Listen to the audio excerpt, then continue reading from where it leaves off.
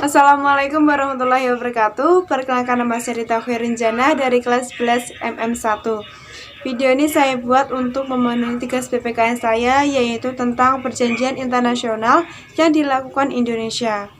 Karena tugasnya mengenai perjanjian internasional, jadi saya akan membahas mengenai perjanjian Renville. Perjanjian Renville adalah perjanjian dua belah pihak, yaitu antara Indonesia dengan Belanda, yang terjadi pada tanggal 8 Desember 1947 sampai 17 Januari 1948 di atas kapal pengangkut pasukan Angkatan Laut Amerika USS Renville yang sedang berlabuh di Pelabuhan Tanjung Priok, Jakarta. Perjanjian ini diadakan dengan tujuan untuk menyelesaikan perselisihan atas Perjanjian Linggarjati pada tahun 1946 dan dilatar belakangi dengan dua hal. Pertama, adanya agresi militer Belanda I pada 21 Juli 1947, yaitu penyerangan Belanda terhadap wilayah RI yang meliputi Sumatera Timur, Jawa Tengah, dan Jawa Timur. Kedua, dibentuknya KTA atau Komisi Tiga Negara oleh Dewan Keamanan PBB yang beranggotakan 3, Australia, Belgia, dan Amerika Serikat.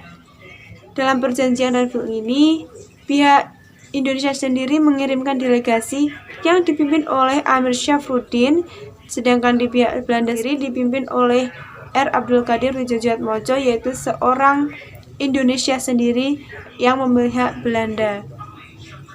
Setelah beberapa hari melakukan perundingan, akhirnya disepakati pada 17 Januari 1948 dan memuat beberapa persetujuan, yaitu 1. Belanda hanya mengakui wilayah RI yang meliputi Jawa Tengah, Yogyakarta, sebagian kecil Jawa Barat, sebagian Jawa Timur, dan Sumatera. Kedua, pemerintah RI harus mengakui kedaulatan NIS atau Negara Indonesia Serikat. Ketiga, disetujuinya sebuah garis demarkasi yang memisahkan wilayah Indonesia dan daerah pendudukan Belanda.